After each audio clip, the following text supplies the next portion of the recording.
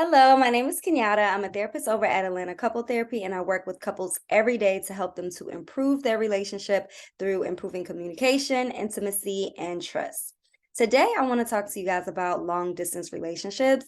Lately, I've been connected to, or getting connected to, or seeing more couples that are coming into therapy that are in long distance relationships. Some of these couples are in the military, and so their partner may just have experienced a deployment. Some couples may be going into the field of truck driving, and so they may be away for weeks at a time, and so they're not able to necessarily connect with their partner in the way that they used to because they're on the road. And long distance relationships can be a little tricky and can be challenging, but at the same time, they can be very fulfilling and satisfying for couples that are intentional and who can use their creativity in order to stay connected. So, I just wanted to provide you guys with some quick tips on ways to remain connected to your partner, to strengthen the connection, and to ensure that you're spending quality time together, even though you're not in person. All right. So, one way that I suggest to couples to remain connected is through being on the phone, video chatting, FaceTiming, having in depth conversations, having a routine around this actually helps as well. Some couples are very busy, and so they don't know when the next time they can talk to their partner. But if you're fortunate enough to have a pretty regular schedule, mornings and nights can really be a great time. And I'm not saying have it to where it's super scheduled, but also having an idea like, okay, I know they're going to call like around 6 o'clock, or they typically call around 7 a.m. in the morning. If something shifts and you're unable to talk to your partner, communicating that, like, hey, I got really busy today, or I'm unable to really chat with you because of this, that, and the third. This got in the way. I had a really important meeting. I'm going out for drinks with my coworkers. These things are essential because when couples are living together or have that connection where they're in the same city, that really doesn't lose. You don't really lose that much communication as it relates to that. Usually you're able to just kind of connect with them when you get home. But given that you are long distance, communication is super important. Being transparent is super important as well. So that's one way, making sure that you have regular time to connect via the phone because that is your greatest resource for hearing their voice, for seeing their face, to be able to really have a decent conversation. Texting can also be another way to stay connected. That way, it's pretty fast. It's something that you can do while you're doing other things, but I would definitely suggest using your phone as a way to connect. Number two is I also suggest to couples to cook a meal together, right? So we all have to eat usually, right? And we typically eat around the same time. So I would suggest to couples that if you have some time, get a recipe together, go buy the groceries, plan when you're gonna cook the food, pick out the wine that you both want to drink at the same time or try, and literally pop your phone up, cook the meal together and kind of go through the process together of okay, this is what I'm doing, how is yours coming out, how does yours taste, all of those things, because ultimately with a long distance relationships you miss out a lot on having regular experiences that most couples have, like eating together, having dinner together. So this can be cooking dinner, this could be your morning routine, making smoothies together or omelets, whatever you're into. But I would suggest if you haven't done it yet, cook a meal with your mate, pop them up on FaceTime or video chat or Zoom, and then go through that process of preparing the meal and eating the meal together.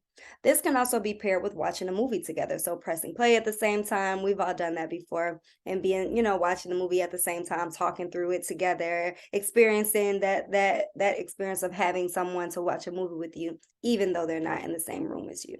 So that can be a great thing. Dinner and a movie and going from start to finish of preparing everything together.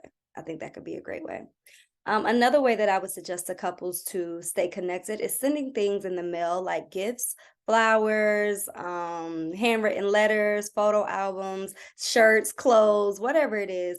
Especially if you are somebody who is experiencing a new place because of work, you can send back souvenirs to your partner, share things like pictures. Those are great ways of still feeling connected to that person, especially if you guys are distant, right? So imagine receiving something in the mail from someone that you love and someone that you miss, and it's something that they thought about you and they sent it over. Or imagine packing it up, going to the post office, sending it off to them, and then waiting for them to tell you, oh, that they've received it.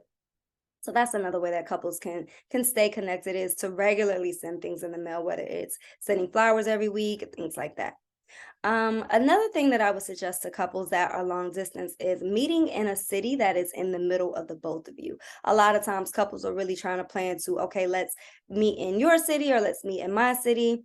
But what does it look like to try a brand new place together, right? It's a place that neither one of you have ever experienced before, and that you get to create new memories with that person. So, I would suggest that if you guys are in two different cities, finding a place that neither one of you have ever been and experiencing it together. That can be a great way for couples to really, like I said, create new memories, stay connected in that way, and then also have a new experience that you guys have never really had before, even in a new city. So think about a city that's in between you all, and then try it out together.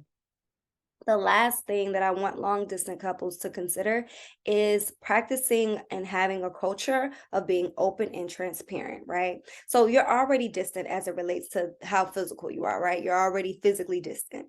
But it's another thing to be disconnected, even with your emotions, and to feel distant in that way too. So to avoid that and to make sure that you guys are protecting your relationship, make sure that you are being open and transparent about how it is that you're feeling and how your feelings may be changing or shifting or transforming.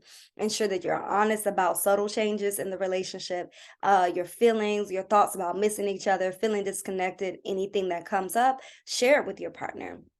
This kind of goes back to tip number one of being on the phone and having those in-depth conversations, or even if you're feeling at a place where you just want to text your partner about what's going on.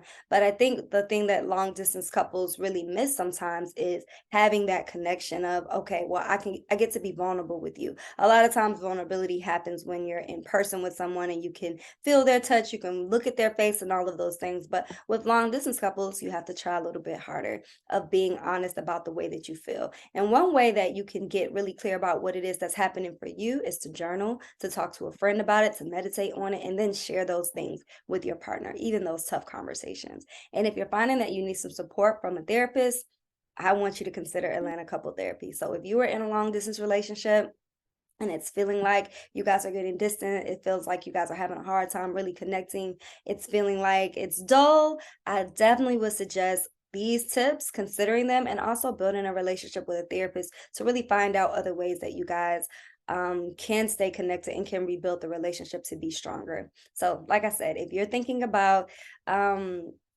building a relationship with a therapist, I really want to encourage you guys to check out Atlanta Couple Therapy. We have some great clinicians over there, and life coaches and relationship coaches that really can support couples with building out their relationship and creating the relationship that is fulfilling and satisfying to them. We do a lot of work around spirituality, we do a lot of work around communication, rebuilding trust, increasing intimacy, making it better, making it more often. So, any couples that are thinking about that, I definitely want you to consider setting up an appointment and seeing how couples counseling can really transform your relationship.